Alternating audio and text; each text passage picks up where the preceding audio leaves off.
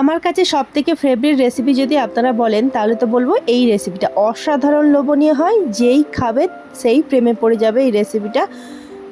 অবশ্যই একবার বাড়িতে বানিয়ে ট্রাই করবেন। অর্পিতা মান্না কিচেনে সবাইকে স্বাগত জানিয়ে আজকে শুরু করছি এই রেসিপিটা। দেখুন আজকে রেসিপিটা বানানোর জন্য এখানে আমরা কিছুটা কাতলা মাছের পিস ছোট ছোট পিস নিয়ে নিয়েছিলাম। সেটাকে আমরা অল্প একটু নুন দিয়ে একটু ভালোভাবে ম্যারিনেট করে নেব।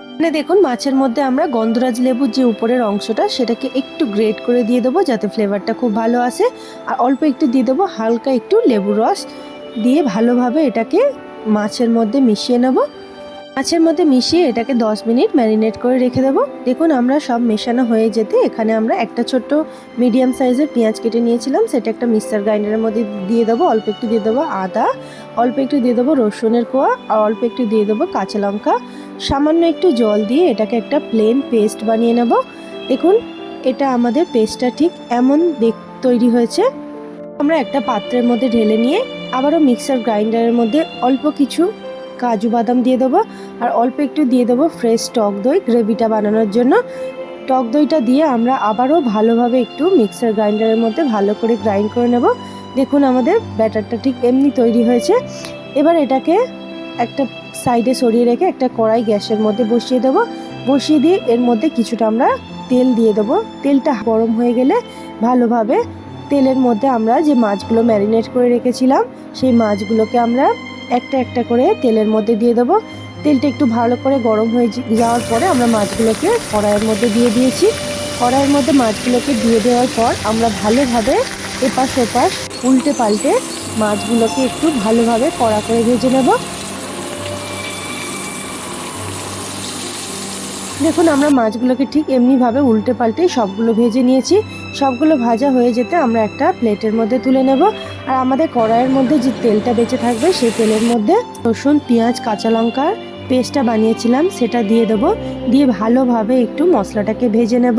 দেখুন মশলা থেকে যখন তেলটা ছেড়ে আসবে আমরা এর মধ্যে যে টক দই আর কাজু বাদামের পেস্টটা দিয়েছিলাম গ্যাসের ফ্লেমটা লো করে এটাকে ভালোভাবে একটু নেড়েচেড়ে যতক্ষণ না তেলটা ছেড়ে আসছে ততক্ষণ এমনিভাবে নেড়েচেড়ে আমরা ভালোভাবে কষিয়ে নেব। দেখুন আমরা ঠিক এমনিভাবে কষিয়ে নিয়েছি, মশলা থেকে তেলটাও ঠিক ছেড়ে গেছে। তো আমাদের মশলা থেকে তেলটা ছেড়ে যাওয়ার পর আমরা এখানে স্বাদ মতো নুন ইউজ করব।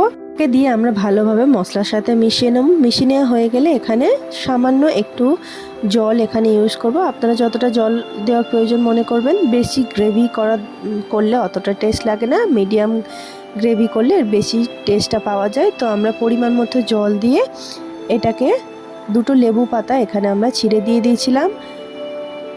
তো লেবু পাতাটা দেওয়ার পর আমরা ঢাকনা চাপা দিয়ে এটাকে একটু সিদ্ধ হওয়ার জন্য মাছটাকে বসিয়ে রাখবো। দেখুন কিছুক্ষণ পরে মাছটাকে আমরা উল্টে পাল্টে একটু উল্টে দেব যাতে দুটো পাশটা ভালোভাবে সিদ্ধ হয়ে যায়। তো আমরা সব মাছগুলো এমনিভাবে উল্টে দেওয়ার পর আবারও আমরা ঢাকনা চাপা দিয়ে এটাকে কুক করে নেব।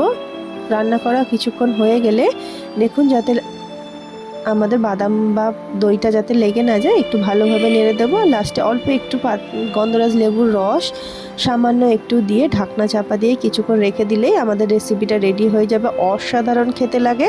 আপনারা গরম গরম ভাতের সাথে এই রেসিপিটা সার্ভ করুন, এতটাই ভালো লাগে যে আপনারা একবার না বানালে বিশ্বাস করতে পারবেন না যে কতটা ভালো লাগে। তো আজকের রেসিপিটা আপনাদের কেমন লাগলো অবশ্যই জানাতে ভুলবেন না। ভালো লাগলে আমার চ্যানেলটিকে লাইক শেয়ার সাবস্ক্রাইব করে আমার পাশে থাকবেন।